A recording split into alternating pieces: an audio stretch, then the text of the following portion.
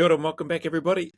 This video hopefully will be a shorter one, but who knows, is in response to a couple of questions that have come through recently from people that were following me before and or that were avid followers of the Epich Aotearoa Create a Better Future podcast, whereby myself and my brother-in-law Brian Osman had the privilege to interview a heck of a lot of wonderful people. And we received more support than we anticipated or than we thought. And then all of a sudden it went dark. So the podcast, I think the channel's still there, although I don't access it because the email account that was linked to it, that's ended, that's closed. So I don't have a means or way to get into it. And so there are still some interviews and stuff that are sitting on there. So two main questions that have come up: where have I been? And the other one was around when am I going to start interviewing guests again?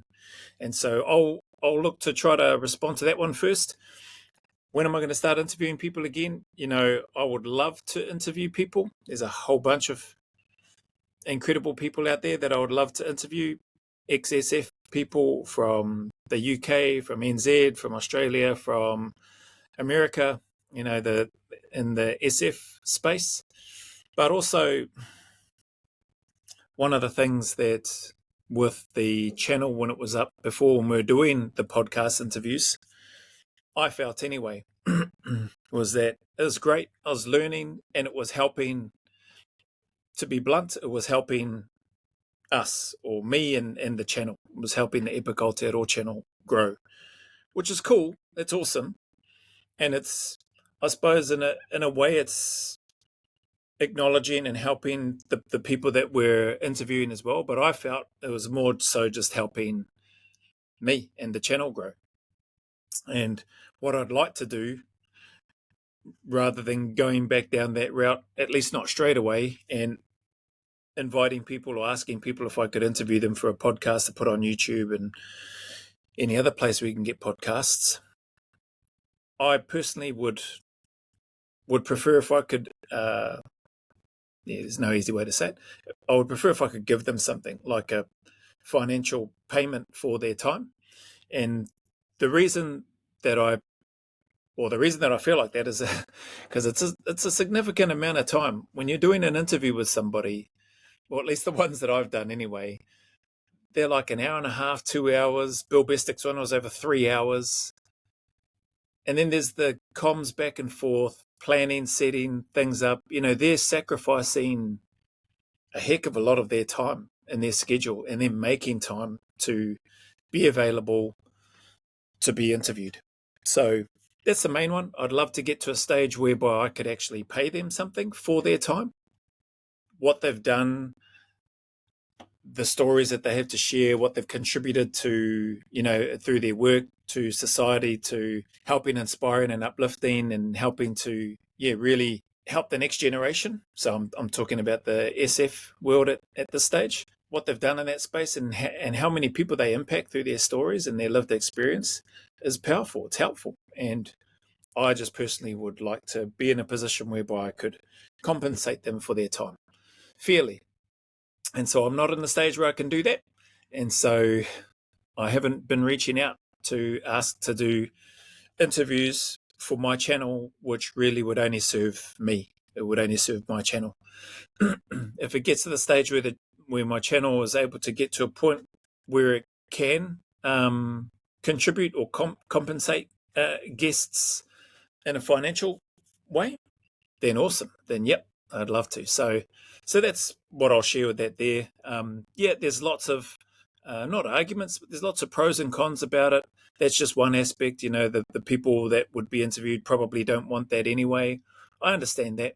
The value that they provide is more than just monetary value. I also understand that this is me wanting to give them something for their time, more than just, you know, a couple of hours on YouTube or whatever. I mean, the people that they've already done a whole bunch of interviews anyway, and so they're probably a bit over it, or maybe they're getting sick and tired of getting asked the same questions, which I would probably end up asking a whole bunch of the same questions.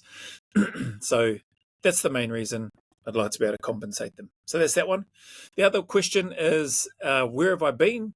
So I've still been here in Aotearoa, still training, still getting the burpees in, still lifting, still, doing all that stuff. And up until recently, was working full-time as well in a job that was really rewarding, that I really, really loved, including, being surrounded by and working with people that I really care about and supporting people that needed the support. So in that reintegration space, trying to work with and help men that are transitioning from prison back into the community and trying to avoid going down the same route which got them into prison in the first place. So awesome work. I love that. Very rewarding. But things needed to change for personal reasons within the household. So those changes took place. Where have I been? That doesn't explain why I dropped off on here. Well, not fully anyway. The main reason, for those that have been curious and those that have been reaching out, thanks for the text, emails, some of the messages on YouTube, I dropped off basically because some of our children decided to choose to join the army. So some have chosen to join the New Zealand Defence Force here, and another one's going through the process to join the Australian Defence Force. He's in Australia at the moment. And when I found that out, when I knew that was their plan and what they wanted to do, I dropped off the social media fully several months before they were accepted. And I did that because, I wanted to try to minimize any potential sort of, not conflicts, but situations which, might just be unnecessary for them to have to work through or respond to or answer. And so they didn't know that I had dropped off.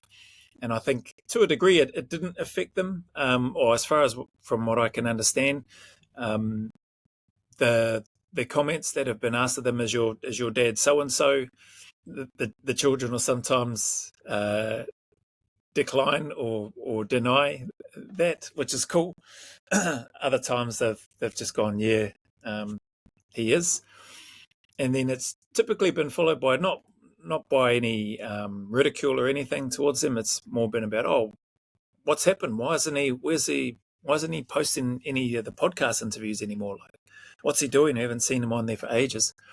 And these were people that that seemed to enjoy the content that was being put up. And so apologies to those for the abrupt just sort of shutting off from that. But those are the main reasons. I just wanted our children that were going into the army to just not have to worry about, is that your dad posting stuff? So anyway, a couple of them are in now. The other one, like I said, is in Australia and is in the process of applying to go to try to get onto basic training and go from there. And yeah, they seem to be enjoying themselves. The one in Australia is enjoying the process, understands that that's what needs to happen. And the other ones that are here are enjoying their time in the Defence Force to date, which is great. They've got their own aspirations and goals, and what I do. I like to think that doesn't affect what they choose to do with their career. So had many conversations with our children. Actually didn't think any of our children were going to have a desire to want to join the army. My wife and I, even though we both served in the New Zealand Defence Force together, and then I went over and served in Australia, we've never pushed our children to go to the army. We've never encouraged it. We've never discouraged it. So we've always been happy to talk about time in the Defence Force if questions ever arose during conversations with them, and happy to answer their questions. And so I personally never saw it coming. we did have, slightly off topic, our oldest, she did have a desire to join the army a few years ago now. And unfortunately, her eyesight didn't get the medical clearance that she needed to be able to go into the army. They felt that the results of her vision put her in a state that she could not serve in the Defence Force. So she was pretty gutted about that. She tried to, went through the specialists and everything to get information and to try to get approval, but it didn't work out. So it is what it is, and she's moving on with her life and she's doing well. But yeah, so we've got 2 so far, a third one waiting to go in, and never thought that they would be looking to go in. So when they did, I decided to, several months before, just pull back, shut everything down. They're in now. They're doing what they need to do. They're doing what they enjoy. And really happy, just very happy for them out there doing their own thing. And the other thing is, nobody, well, not nobody, but very few people would know about my channel and that anyway. And very few would know who our children are. If that affects them later on down the track, if they choose to do other things in their career within the Defence Force or whatever that might be, then so be it. That's their decision. As long as they're making those decisions, which I've spoken with them about, because it's what they want to do, not because they think they have to do it because other members of their family have done certain things or whatever. So yeah, so that's where I've been. That's why I dropped off for quite a while. And that's the answer to the podcast question. So, or my response to the podcast question. Whether it makes sense, whether you like it or not, it is what it is. That's where I'm at. And so in the meantime, I'm just enjoying going through making the content that I'm doing at the moment, posting and sharing that. Surprising how many of this very similar questions from when I was active on YouTube and that anyway, that still come through to this day. But those couple of questions there were pretty relevant, and some of them were coming through fairly consistently from a bunch of other people. So I thought I might as well jump on and address those 2 questions now. So there's no podcast anytime soon on the horizon, not that I'm aware of anyway. And before I do that, or if I'd love to get to the stage where I could do that again, I'd love to be able to compensate the guests in some sort of way, for their time in recognition of what they're sacrificing to come sit with me, spend some time if they choose to, and give of their time and be interviewed. So that's that. Hopefully that helps answer that question or those questions. And if you'd like to support the channel, give it a like and a subscribe, and that would probably go a heck of a long way. As small as one contribution may be, it's massively appreciated, and it's equally important. So if that's what you'd like to do, feel free to do that. If not, if you just wanted to hear where I've been and why I haven't been doing the podcasts and other things, then hopefully at least you've got an answer now. So wherever you are, keep turning up, keep smashing, stay in the fight, whatever it is that you're going through. And until the next video,